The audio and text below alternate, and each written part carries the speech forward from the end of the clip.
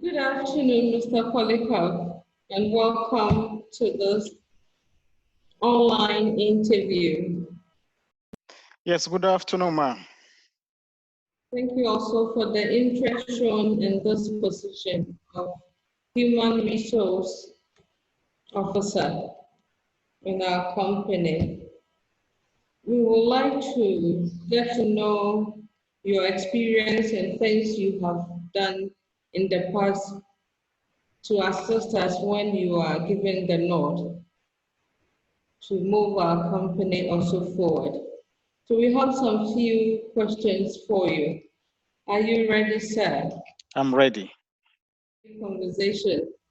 I don't want you to be tense. We should all relax and have fun. It's just conversation and nothing else. Thank you. Good. I want to know what are your experience when it comes to planning and control. So my question is, describe how you approach a task you have never done before. Which challenges did you find and how did you address them? Please, are you okay with the question or do I have to repeat it, please? I think it's loud and clear. Thank you very much for the question. Yes, I remember when I started my present position where I am, I resumed and it was actually a difficult moment because I met a colleague that was already on the project and unfortunately he was to go on leave. And I was to carry out an assessment in one of the healthcare, one of the facilities, at least a hospital. And then being a new person, it was like, how do I start? So I was more like, and this person is not around, so what do I do? So I started by asking questions from my line manager who was not actually on ground. He was in one of our offices, very far away from where I am. So, but I had to approach her, ask her some questions. How do I go about this? Knowing that my colleague who has been on the project for a long time is on leave. So first of all, I started asking questions. And then from there, from the question I asked, I got a lead. And then fortunately, there were people that were also there, and I asked them how to go about this assignment, that is the assessment. And then I got relevant information from them, and I was able to gather such information, and then I forged ahead. So it was actually a success in the sense that I went after gathering some questions on how to go about the assessment, went there and did the assessment, and it was a success anyway. Yeah, so I think the challenge was like more of, okay, the person on ground that was supposed to actually put me through was not there, and my line manager was also not close by. But then with the various questions I asked and the answers I got, and some of the colleagues, my colleagues that were there, they kind of put me through, and it was a success. The assessment was done, the report was written, and then my line manager was like, this is excellent. So I think at first I was like, how being the first, I mean, a new person there, how do I go about this? But then from the feedback I received from my line manager, I think she was like, it's a plus. And then I was kind of very happy about that. Thank you. Well done. But I know in most organizations, there are supposed to be some procedures when you're going on leave. I don't know about your organization. The person should have left behind a handing note that will guide you to go about your duties. So if you don't have something like that in place, it's always going to make your work a bit difficult. But thank you anyway for coming out success on this project. My second question is this one. You are going to work in a team, so I want to know how you would want to be able to fit into the team. So the question is on team working and personal impact. A team member is annoying you on a daily basis. This is hampering your performance at work. Tell us, how would you handle this situation at work? Okay, thank you very much for this question. I remember back in about 3 years ago, I was actually a manager in a managing position. And I had this colleague of mine that was, can I say, he was a kind of a lazy person. And that was so annoying to me. Being a manager, I actually needed somebody that was going to be active in his or her role. But this person was very lazy. Give him a task and he will not do what you want him to do. So first of all, being a manager, I called him, advised him on several occasions, about 2, 3, up to 4 times. But I couldn't see any changes. I had to write him a query when he failed to do one of the tasks. So when he responded, I actually discovered that he had some issues, some family issues. So it was when he confided in me and told me, then I had to use my own position to a kind of give him a kind of advice per se. So from there, I got to understand that, yeah, this person actually is doing this not deliberately, but then he has some issues that he needed to settle. And then from there, I started noticing some change. Why? Because I brought him close to me to know what was actually making him to not carrying out some responsibilities or tasks. But after having some time with him and knowing what is the challenges he was passing through, I think he improved. If not, I actually discussed with my management on how to go about it if he doesn't improve, because I was already like, okay, we have to get somebody that will replace him. I have to sack him. But at the end of the day, when I had a conversation with him, I discovered that yes, this person has some issues, and that is why he was not actually performing his task, his responsibilities. And then I tried to watch him after having such conversation with him for 1, 2, 3 months, and I noticed some changes in him. And we became friends after all. After the whole thing, we became friends, and I discovered that he was one of the best colleagues I had so far. So I saw a lot of improvement, a lot of development after that. I think that was what happened. Thank you. Oh, that's great. At least you were able to resolve an issue and achieve your target at the same time. My last question will be this. It's on strong interpersonal skills and relationship management. In a situation where your manager has assigned you on a very sensitive project and he wants it soon, then at the same time, he's giving you another one which is equally sensitive, and you know very well you can't complete that project.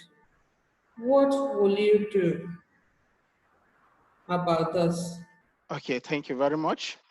Um, yeah, in a situation where my manager or line managers may be called, assign me some task, and after which he assigned me another one or several others, which are also sensitive. I think what I need to do at that point in time is to a kind of prioritize. I'll have to ask him, which at least I've done that in the past. I've asked my line manager where there are so many tasks that need to be done, and then there were actually deadlines. And then I try to ask them, okay, which of among all these tasks you have given me, which one is the priority? Which one do you need it now? And in this, which one is the most important and an urgent one? So for the time I've worked with such managers, that has been the way I've handled such tasks. trying to prioritize, trying to get info, to know from them which one is the most important one, so that I will set priority and then be able to achieve the task given to me. And where I see that, okay, all these tasks, maybe 2 or 3 needed to be a kind of met at once, I try to seek for maybe an assistance from maybe colleagues who can be able to help me through, so that I'll be able to achieve that. And in the past, I've done that, and I've been able to achieve 2 tasks or 3 at the same time, meeting the deadline. So I think the key point there is that if several tasks are given and are very sensitive and very important, the most important thing is to prioritize, asking from the line manager to know which one is the most urgent and the most important one, so that you set priority for oneself. Thank you. Thank you also. I'm sure you've given us everything that we needed to know about you. Now, I want to find out from you, do you have any specific question? Sorry, it's breaking. I can't hear you. Is there any question you want to ask? Okay, I think I have several questions to ask, but just one. The question is, what are the procedures for recruitment? I know this is the interview stage. So after this, what next? And then subsequently, what are the procedures that your organization embarks on when there's recruitment and selection in this case? Well, every organization has an interview processes that they follow, right? Advertising through soliciting stage interview for everything. And so once we've been able to get hold of you and this interview is conducted, in the next 14 days, we hear from. And once you are fortunate and lucky to be part of our team, the rest will be communicated to you. Thank you so much. Thank you. Is there anything you want to know? I think for now, that is all from me. Thank you so much for making time for this conversation. Wish you all the best. Thank you. You're welcome. And congratulations. Bye-bye. For me, the one thing this is the second one, and I personally think that this one went better than the first one. The first one, not to critique, but to give a good assessment. Your questions were right, they were on point, but then Polycarp answered them not going by the start method. But this time round, this was the issue, and then this was the action, and this was the results. So it makes it. I like this one. I like this one, yeah. And then also, even himself, he was comfortable, speaking, boldly, no intimidation. For me, I see that this one was good. The first time it was like, yeah, what do you want? But this time around, it's like, I know what I'm saying, I know what I'm about, and now let me also give it to you because you've asked me. So he just went on and he gave it as he had. That was my personal observation. I don't know whether Kemi, who came in late, saw 2 or 3 things that she want to say.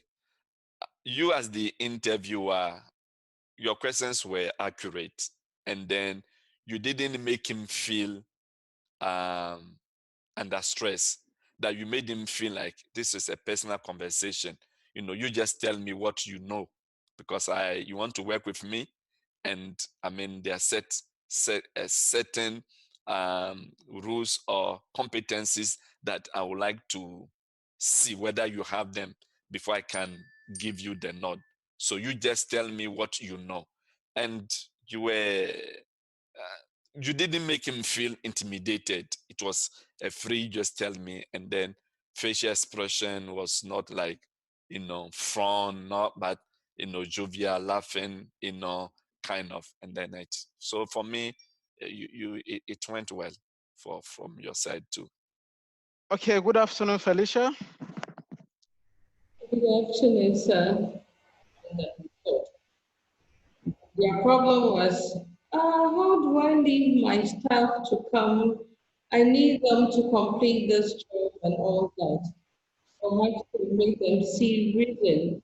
When they understand the need of coming to work or submitting your report, it will make your work easier. And thankfully, they did agree to it. And we needed approval also from the board and management. They also assented to it. Approval was given, and we brought in the consultant. So when we brought in the consultant, we also realized one thing from the staff. They are all coming from various areas and the traffic situation and stuff like that. So we needed to find also a solution at the same time as training. So what we did was those who are staying close to each other to help their colleagues who don't have vehicles of their own, and those who can also also do that. After the training, there was big change, a big change in attitude. People, it became like a competition because if you don't present your report on time, you lose out, your department loses out. So thankfully, all improved. Since that time, we've been able to get our report on time, staff are reporting to work on time. Thank you. Okay, thank you so much. Yeah, because of time, I will not, time constraint, I'm not going to go into asking you further questions about that. So I'm going to go to the next question, which is on teamwork and personal impact. So my question is, describe a situation where you were able to offer a confidential ad hoc advice to an employee or a colleague who had difficulties in carrying out his or her own task or responsibility. Is the question clear enough? Yes, it is clear. Thank you. I had an opportunity to work with an HR manager who happens to be a friend. And one of our staff also has an issue. And this was going to affect her to the extent that she may even lose her job because of performance.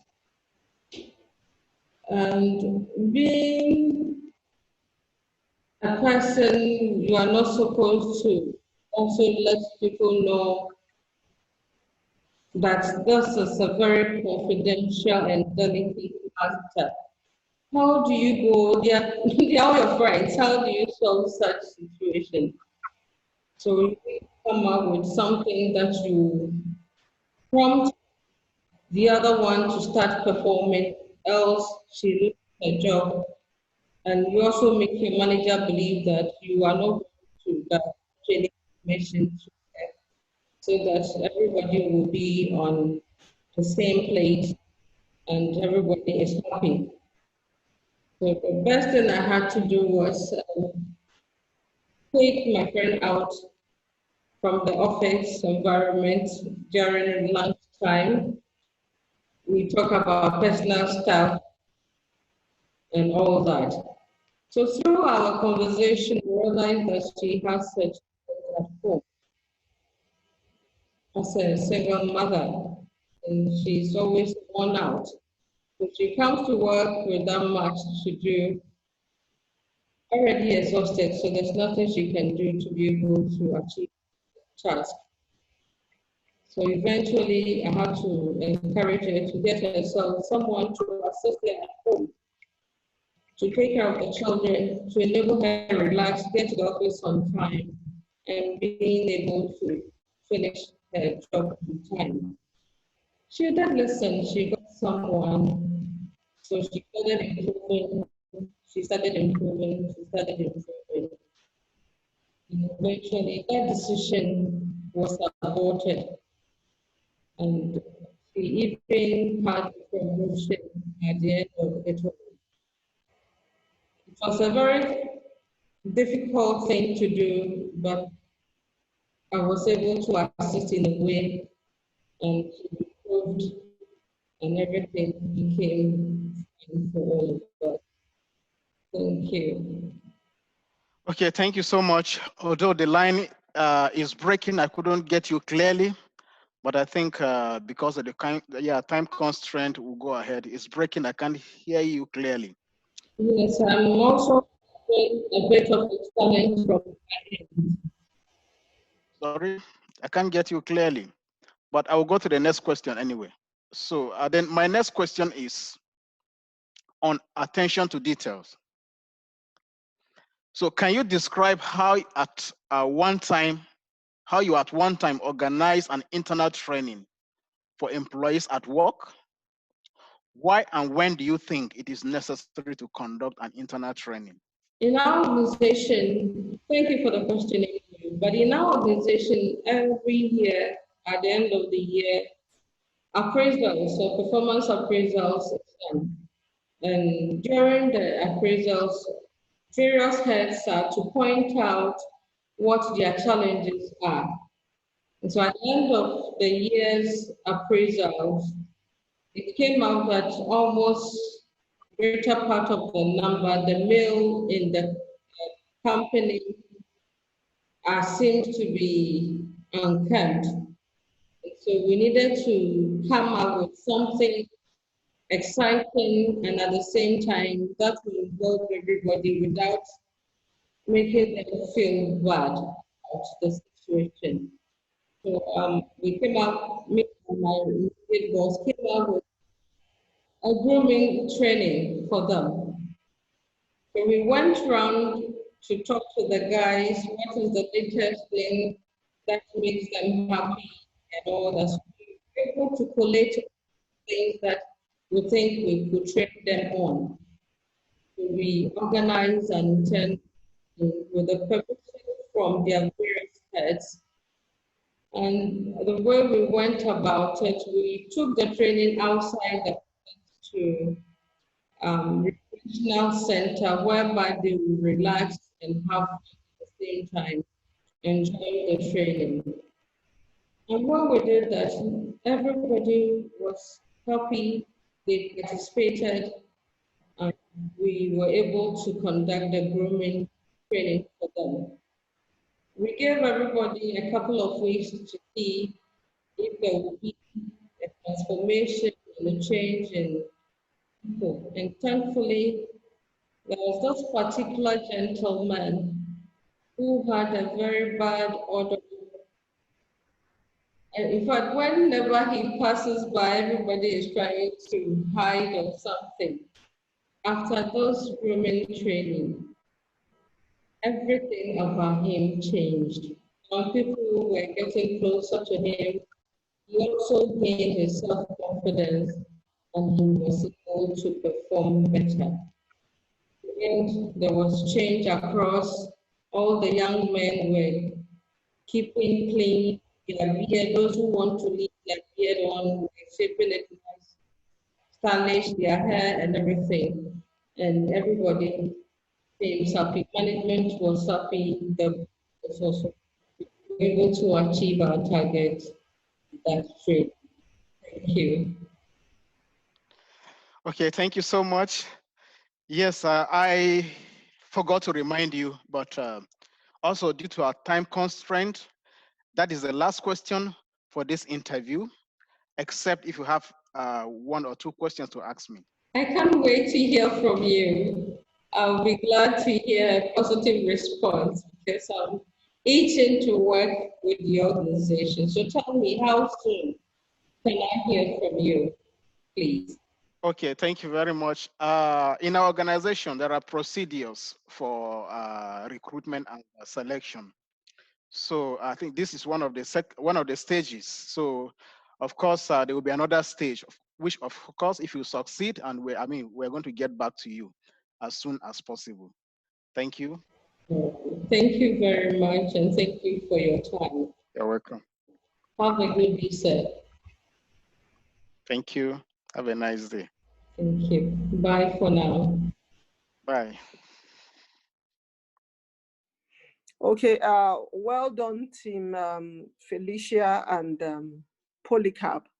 I think the climate was professional. The questions that were asked were behavioral based, and then of course tailored to extracting key competencies tested from the interviewee. On the part of the interviewer, I think he made the climate to be relaxed such that the interviewee was also relaxed and she could answer the questions that were asked. On the part of the interviewee, I also noticed that our answers were behavioral based, in the sense that she told us situations that existed in our organization, practical situations, and then actions that she had to take, and then the attendant result on the organization. So overall, from both of you, I think you did an excellent job. And it's specifically to the requirement of the lecturer. So I think you did well. Good afternoon, Mr. Vitalis. Good afternoon, madam. Okay, thank you for creating time to have this chat with me. Thank you. And thank you for your interest in our company and your application for the position of the Human Resource Officer. I know we have a challenge with time, so I will not waste much of your time and go ahead and ask questions. We are looking for related competencies in the role we've advertised, so my questions will be tailored in that regard. So my first question for you this afternoon, it's if you'll be kind enough to describe for me a situation where you've had to lead or manage a project or an assignment, what steps did you take to ensure that your timelines were met and that the project or the assignment also delivered on the expected outcomes? Thank you very much for your question. I remember joining the procurement department of WHO as a junior procurement officer. And my assignment was to help implement and develop a web-based order placement. And then a contractor was given that contract, but I was to oversee that project came to fruition. And there was a deadline for the delivery of the product. But unfortunately, 3 weeks to the time of delivery of the product, we were informed by the company that the lead developer had suddenly resigned from the organization. But then, because we were also depending on him to contact our procurement agent, our quality control agent, and the suppliers, because these countries were waiting for their tuberculosis drugs. So what I did was to discuss the issue with my manager that I could simply have an Excel sheet that I could develop as order placement form, which I did. And then I was able to complete that within the deadline that was given to even the contractor. And then we use that order placement form to be able to place the order with the procurement agent and then our stakeholders. And in my department, we're able to use it for a long time before the company recruited a new person for them to put in place that order placement system. Thank you. Okay, thank you for your answer. I mean, it's good to know that you thought out of the box and you were able to at least put a temporary solution on a company-wide problem. Thank you for that. My second question, and I'll go quickly because of the challenge we have with time. I would like you to describe for me any circumstance where you had to work within a dysfunctional team or a team where you had conflict or you had conflict, recurrent conflict. What was the cause of the conflict? What was your role in helping resolving the situation? Thank you very much for your question. It is also in my previous employment. One thing is that working in a dysfunctional environment, which is hostile, it makes work very difficult. And there was a situation where during team meetings, anytime the manager or a particular staff took the floor, I mean, they were almost confronted. Anything that they asked, any question, any feedback that they give on any project, there was a confrontation. And I thought it was too hostile environment to work in. So what I did was to find out exactly what was the problem for this repetitive action from some of the staff. And then I understood from my investigation that the manager and that particular staff, they've been going out together, which was something against the ethics of the organization. So what I did quickly was to had a meeting with my manager, and during the meeting, I made him understand that as a manager, he was supposed to live by example. And then if any staff member was found with that attitude behavior, how would he handle the situation?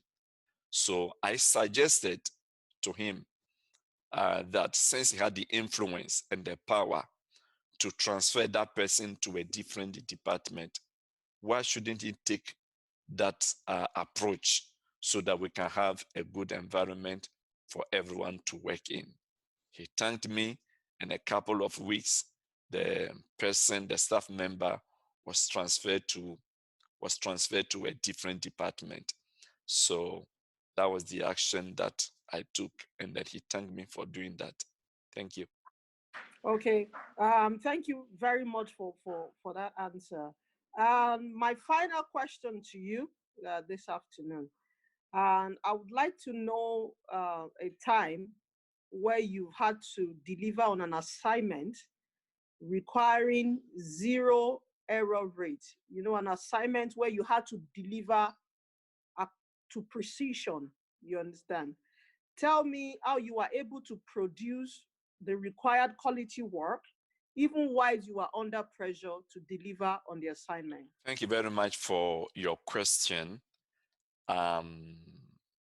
Currently working with the International Telecommunication Union, and every year they have their stakeholders meeting, which they call the council, which normally regroups almost 500 participants, ministers of telecommunication, heads of states, ministers.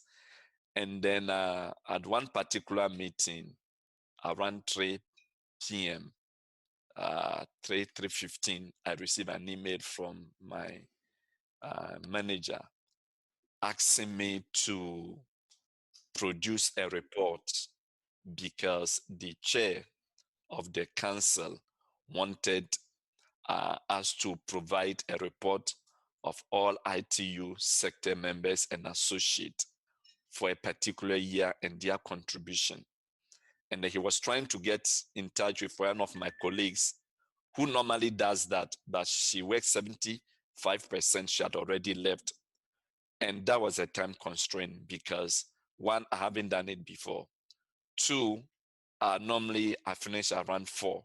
So 3:15 asking me to produce a report was challenging. So what I did, because in those days I used to pick our son from the crèche. So what I did to call the crèche, I arranged with my wife that she would go and pick our son.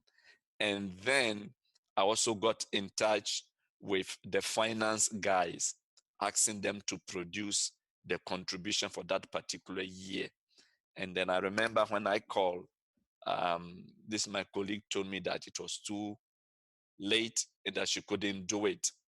So I asked her to put that into writing. And then I got in touch with our statistician that I was going to put the report and I'm going to send the report to him for him to vet the report as we wait for the finance guys to finish their also report. And then I put the report, send it to the statistician. He went through, he approved it. By the time his report came with approval, the finance people too had sent in their report. I consolidated the two, send it to the deputy manager to go through it before sending it to my boss because he had his presentation at 5 p.m. and he wanted the report by 4:30. And I was able to, with the team, everyone, I was able to put that report together, send it to him, and that was a plus. Thank you. Thank you very much, Mr. Vitalis, for answering the questions, and thank you for your time.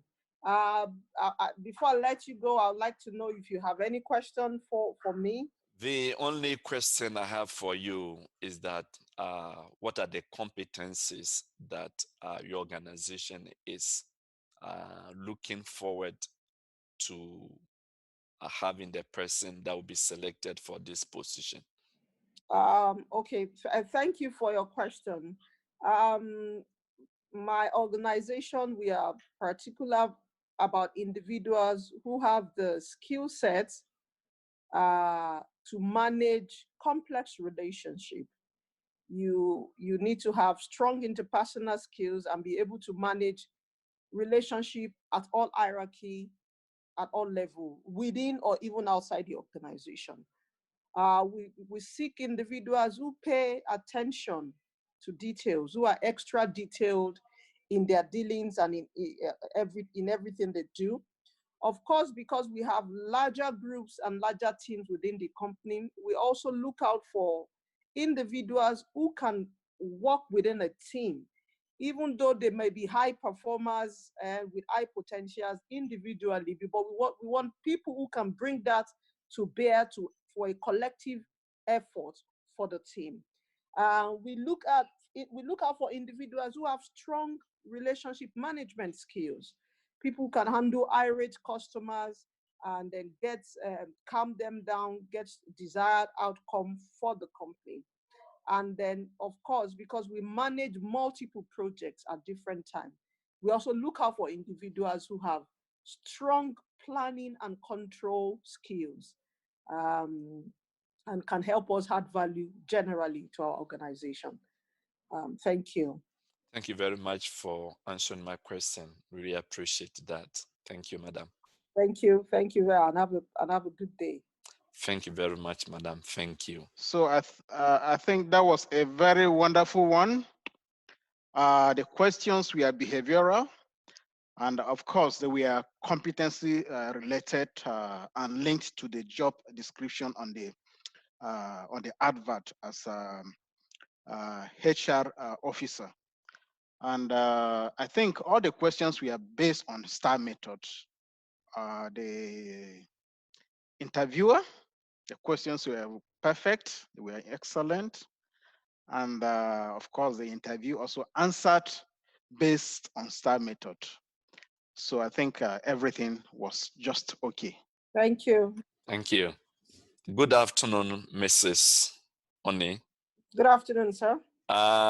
You applied for the role of an HR officer in our organization. And this afternoon, I'm going to ask you a couple of questions that are related to the competencies which we've been looking at for anyone who has the nod or who will be selected for this position. And I don't want to take too much of your time, but thank you for showing up. Thank you for coming. Thank you for showing interest in our organization. Thank you for having me. Thank you, madam. I'll be asking you some questions, and this is going to be video interview. Are you ready? Yes, I'm ready. Thank you. All right. I'm going to ask you questions based on planning and control. Describe what preparation and actions you took while assisting in disciplinary and grievance hearing at your organization. Should I take it again, my question? No, thank you. I think I heard you correctly. Okay. Once again, thank you for having me.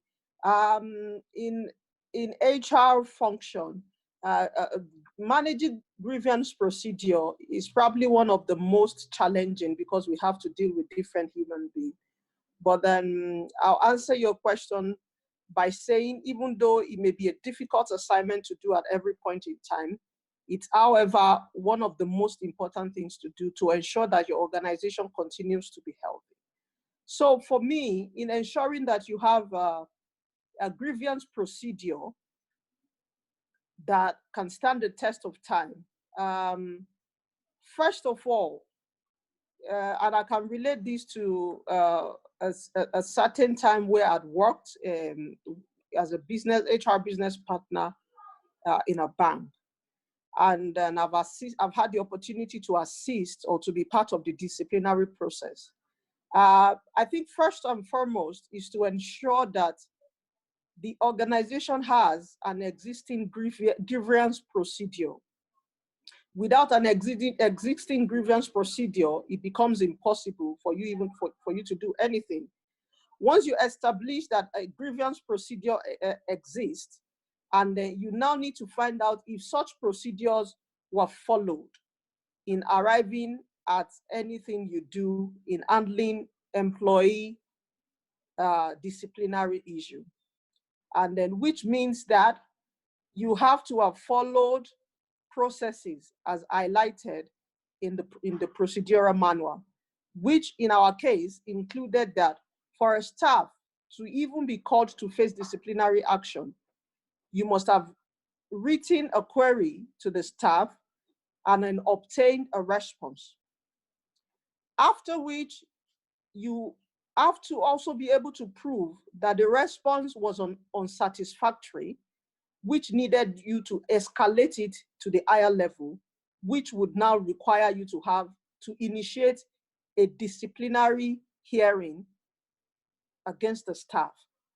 And then you also need to ensure that for such proceeding to stand the test of time, you need to ensure that such employee has a legal representative at the hearing to ensure that, one, the employee's rights are protected, and to also ensure that the right of our company is also protected, and we are not faced with a lawsuit arising from such disciplinary action.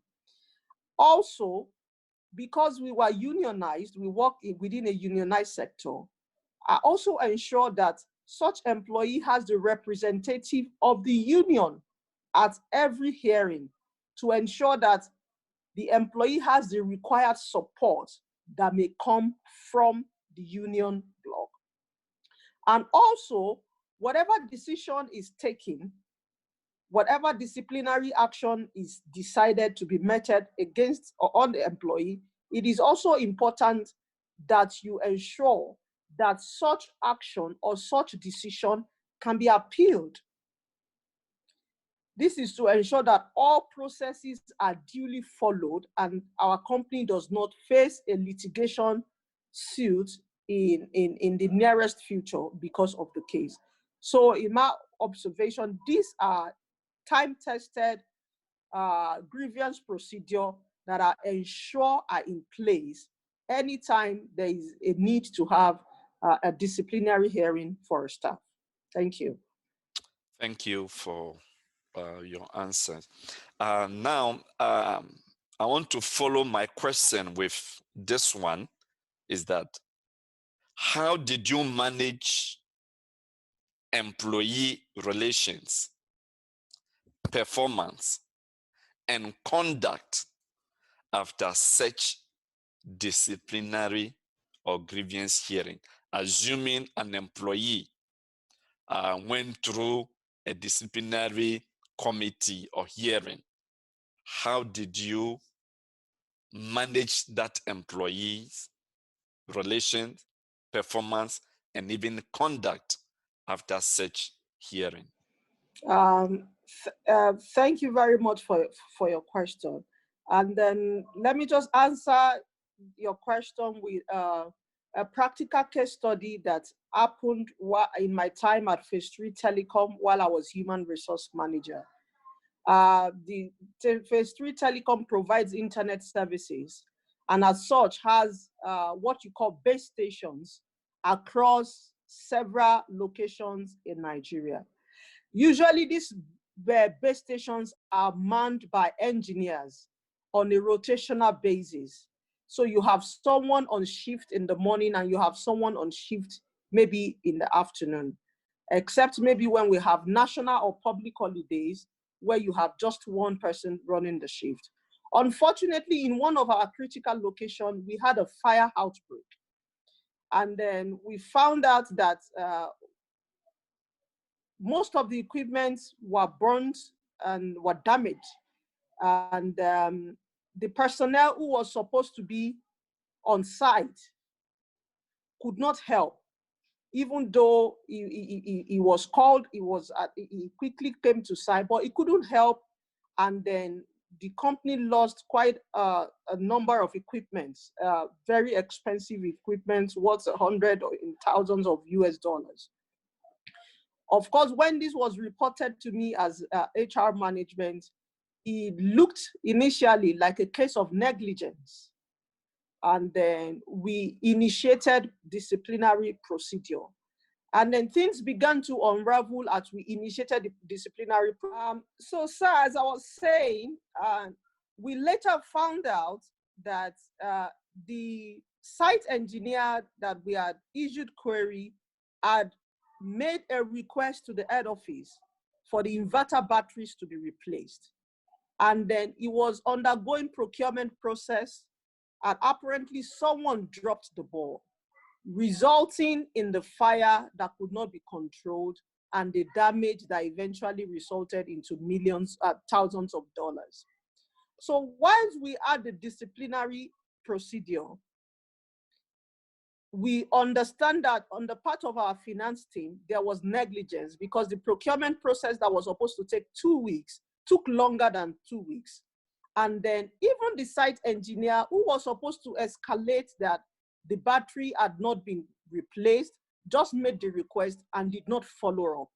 We discovered there were negligence on different sites. And then, of course, they were asked to face disciplinary action. And once they faced the disciplinary action, the disciplinary committee decided that they was meant to go on suspension.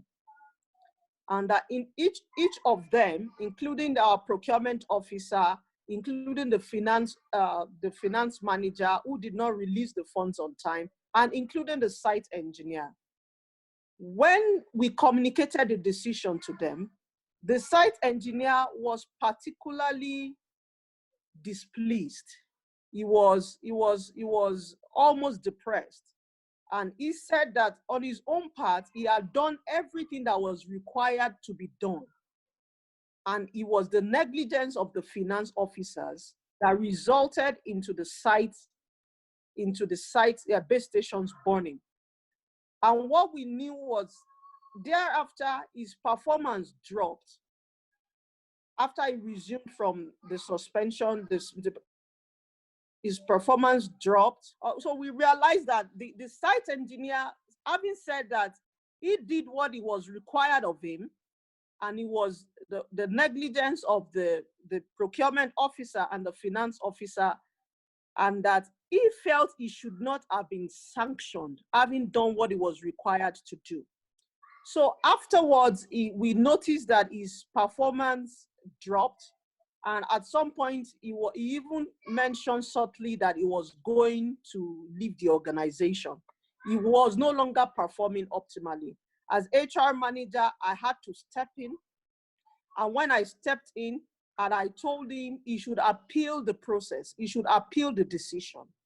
He appealed the decision, and then I took it forward to this MD CEO. And I said to the MD CEO, we are going to be losing a good hand if we sustain the decision to keep him on suspension. And then, of course, having seen the reason with me, the suspension was rescinded, even though he had served the suspended term, but the CEO advised that we pay him his salaries for that period and even redeploy him to a station where his family are closer. And then and thereafter, we observed, of course, his performance improved even better than when the incident occurred. And then the company was better off than that. And we were able to retain the service of a very, very good engineer in the company. Thank you very much. With time constraint, but I know we'll be able to do it. So my last question is, tell me about a recent situation where you made a mistake at your organization. How did you handle the situation and what was the outcome? Okay, thank you, sir. I'll just tell you something that happened recently where I work now as a manager in the policy competition department of the Nigerian Communications Commission. The Nigerian president signed into law the AFCFTA, what we'll call the African Continental Free Trade Agreement, into law. It was signed late while other countries within the African Union had signed. And then when it was signed late, my team took the initiative to conduct what we call a sensitization exercise for major key stakeholders within the telecom industry, which will include the mobile network operators, the VAS providers, the tower companies, and all that. It was a brilliant idea. This was so that our industry will be prepared and ready for the impact of the AFTA agreement in our industry. When we did that, and then unfortunately, we found out that a major stakeholder, which was the Director of Finance Services, was not duly carried along. And so when it came to the time where we had to implement our idea by conducting the stakeholder sensitization exercise, we could not, because the funds were not made available for the exercise. It was not budgeted for, but because we saw it as a major intervention, a major thing that could shift the way things work within the telecom industry, we decided that it was a good thing to go ahead and get it done. So the mistake was not carrying a major stakeholder along, who was the Director of Finance Services. When we realized this mistake, we had to do a report, like a cost-benefit analysis report to senior management, saying, if we do not go ahead with this sensitization exercise, this is what our industry stands to lose. However, if we go ahead, this is what the industry stands to gain. And we took the report to the chief executive, who is the executive vice chairman. And of course, he called the DFS for a meeting, and they were able to make what they call a environment, which is to take maybe funds from one project to support this very laudable project. And we were eventually able to conduct 2 major sensitization exercises for critical stakeholders in the Nigerian telecommunication industry.